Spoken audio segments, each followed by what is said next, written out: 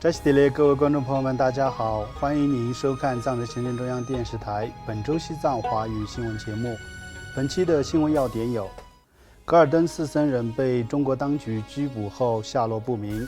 司政边巴次人圆满结束对印度中部的访问行程；外交部长诺增卓玛首次访问智利共和国；教育部长塔兰卓玛出席萨热高等藏语学院校庆；最高法院新任巡回法官宣誓就职；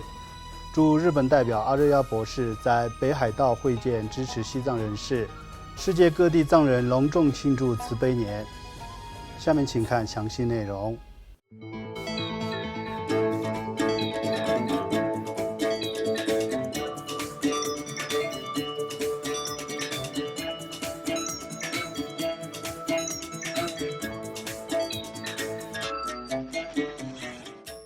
根据西藏境内的消息，西藏安多噶尔登寺僧人格西贡却曲扎于去年12月被中国当局带走后，至今下落不明。据悉，2024年12月，桑曲县警方突袭格西贡却曲扎的僧舍，带走多份学术会议记录及个人物品，并将他拘捕。此后，他下落不明。消息人士指出，这起事件属于任意逮捕以秘密关押，严重侵犯藏人的基本权利。近年来，类似案件不断增加，受害者多为寺院住持、教师、艺术家、环保人士、学者和社区领袖，并在拘押期间面临酷刑甚至死亡风险。此外，藏人行政中央司政边巴次人在结束对印度首都新德里的访问行程后，于本周三8月13号抵达喜马歇尔邦的达尔豪西藏人社区展开访问。在北阿坎德邦的奈里塔尔和首都新德里，司政视察了当地的藏人市场、寺院、初级医疗中心、学校、定居点办公室、地区合作社和德里的藏人接待中心。他在多场讲话中强调了在印度和国际上游说西藏议题的重要性，并重申维护藏人行政中央以西藏自由事业的民主三大支柱之基础，以及强调将继续秉持中间道路政策，并呼吁藏人民众遵守印度政府的法律法规。本周五8月15号，司政边巴次人受邀前往卢迪安纳出席第79个印度独立日庆典。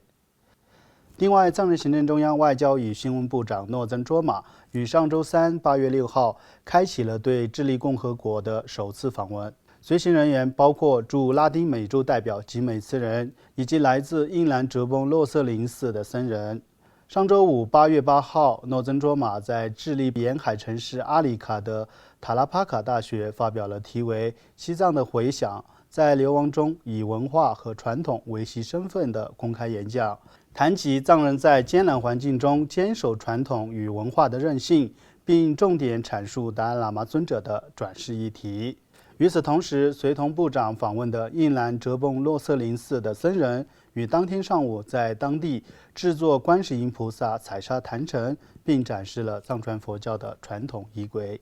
此外，部长还出席了由拉丁美洲办事处主办的达赖喇嘛尊者90华诞及慈悲年庆典，并向与会者介绍了尊者的4大人生使命、藏中冲突以及中国加强对达赖喇嘛尊者转世事务的干涉等议题。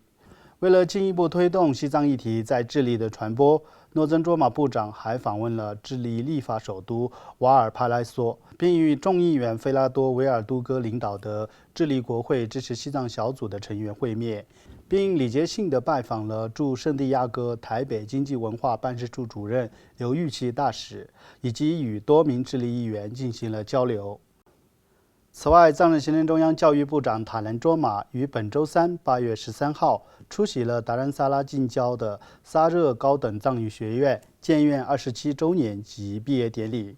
塔兰卓玛部长在庆典上致辞时强调，流亡藏人青年应积极传承西藏的语言与文化，并指出西藏境内的藏人在缺乏自由以及高压统治下，仍然在努力保护西藏的语言和文化及身份。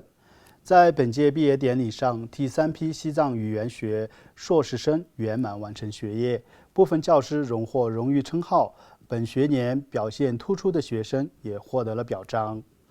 与此同时，藏人行政中央最高法院新任巡回法官米马多杰于本周一8月11号在首席大法官伊希旺木前宣誓。在委任前，米马多杰担任内政部住房与地产管理部门的负责人，并额外负责宁波尔、不丹及德里藏人定居点的相关事务。另外，藏人行政中央驻日本代表茨旺加布阿日亚博士于上周日8月10号首次访问日本北部的北海道地区。在访问北海道期间，代表阿日亚博士会见了当地的支持西藏人士，并向与会者介绍了达赖喇嘛尊者的生平与慈悲理念，以及佛教对世界的贡献、西藏的历史、中国占领西藏及流亡藏人的现状等议题。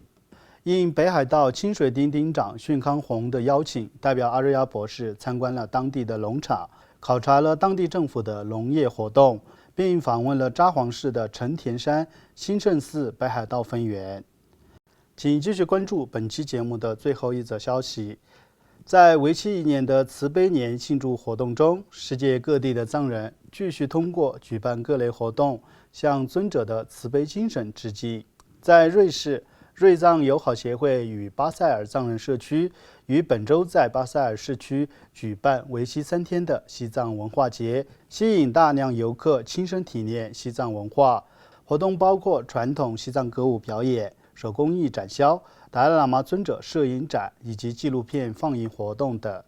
在印度位于喜马歇尔邦的崩扎曲松藏人定居点，于今日在当地多所高校举办主题为达赖喇嘛尊者4大使命的讲座活动。讲座活动由达赖喇嘛尊者的印地语翻译凯拉什钱德拉主持，并展出了印藏古今情谊的图片展，同时还举办了纪念喜马歇尔邦首席部长帕尔玛的诞辰日活动。活动包括西藏传统歌舞表演、藏人行政中央下属西藏博物馆举办的图片展览，以及藏医院分院提供的免费体检等活动。另外，藏人行政中央驻印南首席代表办公室也于本周联合孟哥德藏人定居点与卡纳塔克邦支持西藏团体，在奇特拉杜尔加市举办了慈悲年及感恩印度活动，以此缅怀已故的前首席部长林嘉玲。藏人行政中央驻新德里代表基美久乃和多名印度部长作为嘉宾出席了活动。观众朋友们，以上就是本期节目的全部内容。欲了解更多有关西藏境内外的讯息，请登录屏幕下方的网址。感谢大家的收看，我们下期节目再会。